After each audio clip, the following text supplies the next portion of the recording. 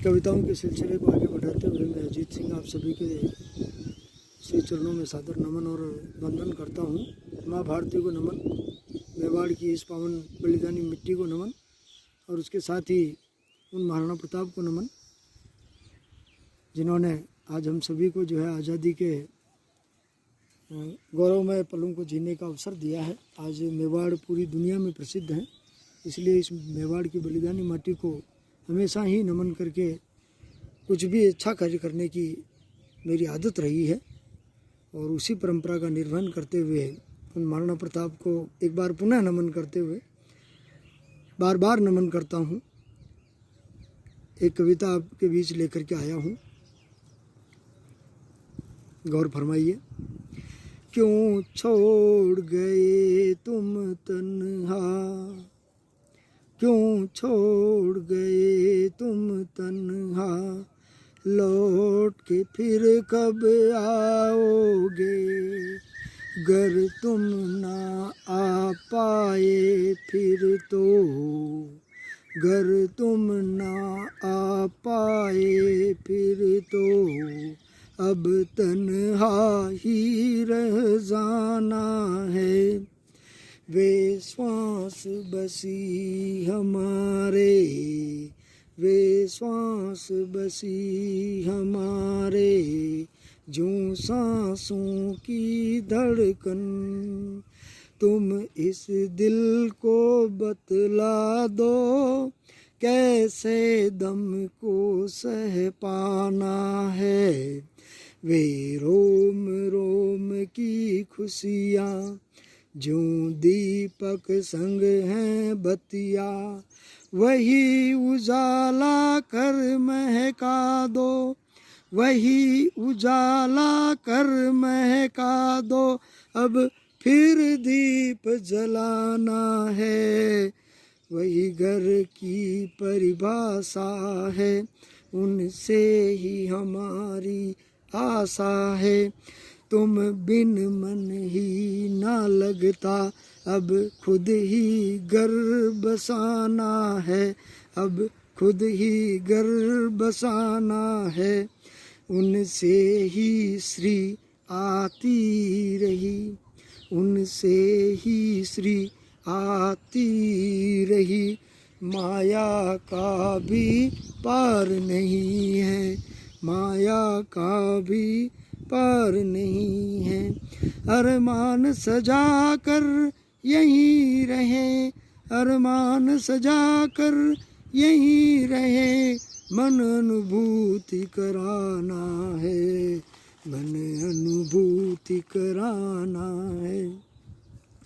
यह जीवन उपवन की शोभा, बिखेर गई जग में सौरभ, अब हम दोनों को मिलकर फिर गाना नया तराना है। हम दोनों को मिलकर फिर अब गाना नया तराना है। आओ बच्चों की महतारी, कहीं सूख न जाए क्यारी, बस आकर ही समझा जाओ, कैसे उपवन महकाना है। एक बार तुम कह दो आकर, एक बार तुम कह दो आकर, आओगी इस दुनिया में आना संभव, घर आ जाओ, आना संभव, घर आ जाओ, यही साथ सुखों को पाना है, यही साथ सुखों को पाना है। यह रचना यही संपूर्ण हुई और अब मैं कविताओं के इस सिलसिले को आगे बढ़ाते हुए आप लोगों के समक्ष जो है एक मुक्तक प्रस्तुत करना चाहूँगा। दो हो सकते हैं।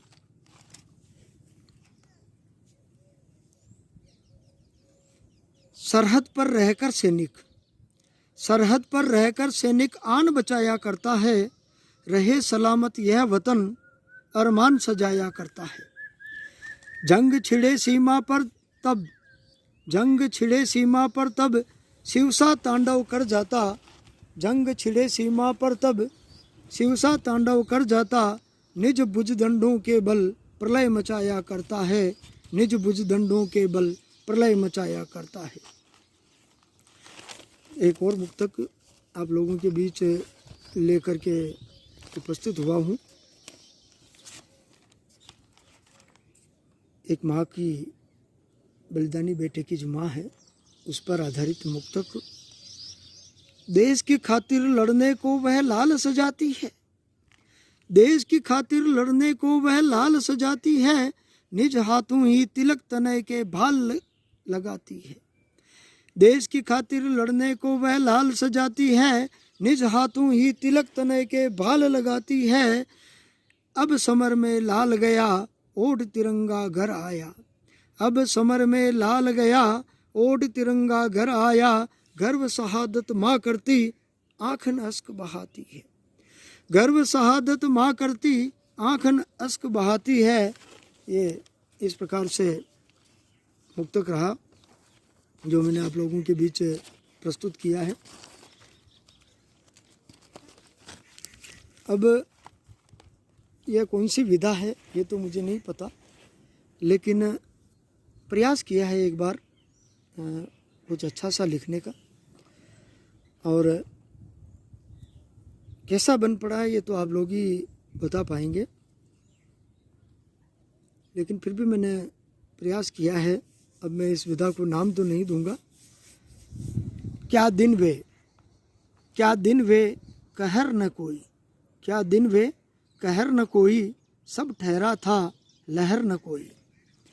तब खुशी के उपवन सजते, तब खुशी के उपवन सजते, खुश सब शोक दहर न कोई। अब बस्तियाँ जल रही यहाँ, अब बस्तियाँ जल रही यहाँ, जलने से बचा शहर न कोई। सब लोग बीमारी से पड़े, सब लोग बीमारी से पड़े, यहाँ शाम का शहर न कोई। लहू बहा करता अभी यहाँ, लहू बहा करता अभी यहाँ, पानी की अब नहर न कोई। आज यह मन परेशान बहुत, आज यह मन परेशान बहुत, कैसे कहें हम बहर न कोई। अब सिसकता ही रहता यह, अब सिसकता ही रहता यह, रोने से बचा पहर न कोई। जीना मुमकिन ना अजीत, जीना मुमकिन ना अजीत, इस बोतल में जहर न कोई। ये अपनी ही शैली में मैंने प्रस्तुत करने का प्रयास किया है। आप लोगों को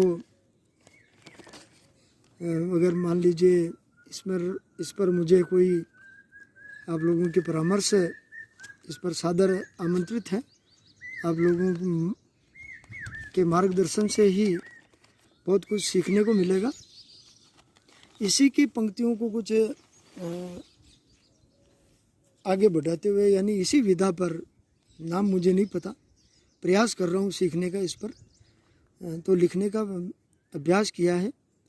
कहीं सुनी थी गज़लें, और उसके बाद जो है इस पर परम सम्मानीय सतीश जी भाई साहब ने थोड़ा बहुत मार्गदर्शन किया, और चूंकि समयाभाव के कारण अभी सीखने का सिलसिला जारी है, तो एक लीजिए एक और प्रयास आप लोगों के बीच लेकर के उपस्थित हुआ हूँ। कोई राहें बताता है, कोई दीपक जलाता है, मुझे अनपढ़ समझ करके कोई आखर पढ़ाता है। मुझे हाथों सहारा दे कोई आगे बढ़ाता है, मुझे अपना बता करके कोई साथी बनाता है। मुझे घायल बता रण में कोई आकर बचाता है। अब इन्हीं पंक्तियों को और लंबा करते हुए, संख्या की उस जो लिमिट है उसमें मैं रह नहीं पाया, और उनको और आगे बढ़ाते हुए, मुझे बातें लगा करके कोई छुरी चलाता है, मेरे अपने दगा करते कोई सूली चढ़ाता है। मुझे धोखा सदा देकर, मुझे धोखा सदा देकर कोई गैरत सताता है।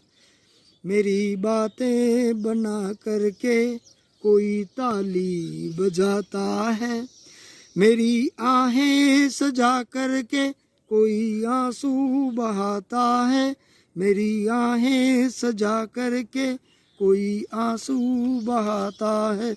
बहुत बहुत धन्यवाद आप सभी का। दूसरा भाग मैंने प्रयास किया है कि इसे और आगे बढ़ाऊं।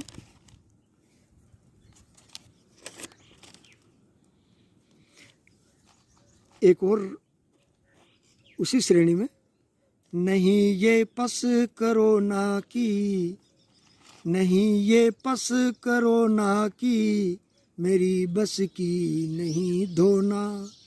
तेरी आफत बहानों की, मेरी गैरत नहीं खोना। तेरी खेती फसादों की, मेरी गोदी नहीं बोना। तेरी माटी खदानों की, मेरी खाने नहीं सोना। तुझे आदत ठहाकों की, मेरी मैयत नहीं रोना। तेरी राहें अजीतों की, मेरी हारे नहीं होना।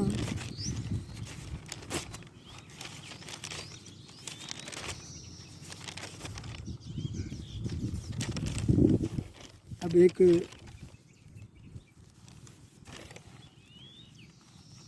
मुक्तक लेकर के फिर से बीच में अंतिम जो दौर है, इसमें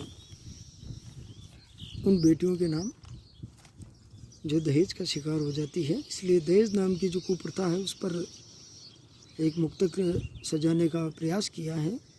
अब मुक्तक की परिभाषा में वह आता है या नहीं आता है यह तो मुझे नहीं मालूम, लेकिन मैंने अपनी तरफ से प्रयास किया है। आप लोगों को अगर अच्छा लगे।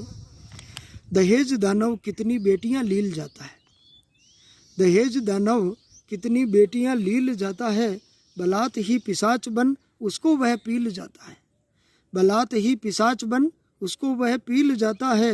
कब रुकेगा उसका क्रंदन, कब रुकेगा उसका क्रंदन, बस मन सिहर उठता, बस मन सिहर उठता। कब रुकेगा उसका क्रंदन, बस मन सिहर उठता। हुक मन यही उठती, हुक मन यही उठती। हृदय कोई छील जाता है, हृदय कोई छील जाता है। अब एक मुक्तक और आप लोगों के बीच, श्रृंखला बढ़ती जा रही है। गरीबी के कारण दबी जो, गरीबी के कारण दबी जो वही चीख सुन रहा हूँ, गरीबी के कारण दबी जो वही चीख सुन रहा हूँ। वो कैसे बनेगा खुशहाल योजना बुन रहा हूँ। वैसे टेढ़े मेढ़े से रास्ते भी हैं बहुत मगर, वैसे टेढ़े मेढ़े भी रास्ते हैं बहुत मगर। ईमान का एक रास्ता वही बस मैं चुन रहा हूँ, ईमान का एक रास्ता वही बस मैं चुन रहा हूँ। आज की इस पूरे काव्यमय पाठ के दौरान निश्चित रूप से जो है मुझसे किसी न किसी प्रकार की कोई त्रुटि रही होगी। हम सभी माँ शारदे के उपासक हैं। इस नाते सीखने सिखाने की जो ये प्रक्रिया है अनवरत चलती रहनी चाहिए। मैं आप सभी विद्वजनों के श्री चरणों में नमन वंदन करते हुए आप सभी से ये विनयपूर्वक निवेदन करना चाहूँगा कि चूँकि मैं लेखन के क्षेत्र में बिल्कुल नया हूँ, मुझे नीति नियम व्याकरण किसी भी प्रकार के सिद्धांत आदि का ज्ञान नहीं है, इसलिए सीखने का प्रयास कर रहा हूँ। इस पूरे प्रस्तुतिकरण के दौरान मुझसे अनेक प्रकार की त्रुटियां रही होगी, मेरे द्वारा की गई होगी। तो चूँकि हम सभी हिंदी भाषा के विद्यार्थी हैं और भाषा के विद्यार्थी होने के नाते गलतियों का परिमार्जन करते हुए और फिर उसमें परिष्कार हो, ये बहुत ज़रूरी है, बहुत आवश्यक भी है। और साहित्य के लिए मुझ जैसे नवांकुर जो अभी सीखने सिखाने की प्रक्रिया में बहुत पीछे हैं, उन पर आप सभी का स्नेह सम्मेलन रूपी जो है आशीष बनी रहेगी। आप सभी का स्नेह सम्मेलन बना रहे। पुनः आप सभी को नमन और वंदन करते हुए आप सभी का बहुत बहुत आभार और धन्यवाद ज्ञापित करता हूँ कि आपने मुझे बड़ी गंभीरता से सुना। और आप सभी से पुनः मेरा निवेदन रहेगा कि आप लोग जो है मुझे अवश्य ही सलाह दें, मशवरा दें। और यूँ समझ लीजिए कि आप मेरे गुरु हैं सभी, और अपने को मुझे एकलव्य की तरह स्वीकार करके और अपना एकलव्य बना लीजिए, ताकि मैं भी जो है किसी दिन अर्जुन बन पाऊँ। बस इतनी सी आप लोगों के सामने विनय करते हुए, बहुत ज़्यादा हो गया क्योंकि आप लोगों के पास इतना समय नहीं है। मैं आप लोगों से निवेदन पर निवेदन किए जा रहा हूँ, और फिर भी मेरा निवेदन रहेगा, आप लोगों का आशीर्वाद मिला, आप लोगों ने मुझे सुना।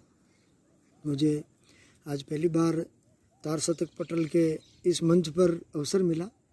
यूँ समझ लीजिए किसी भी मंच पर यह पहली बार अवसर था, इसलिए स्वाभाविक है झिझक रही होगी। मैंने प्रयास किया है। आप सभी के स्नेह और सम्मेलन का आकांक्षी सदैव रहूँगा। बहुत बहुत धन्यवाद। जय मेवाड़, जय माँ भारती। बहुत बहुत आभार, धन्यवाद।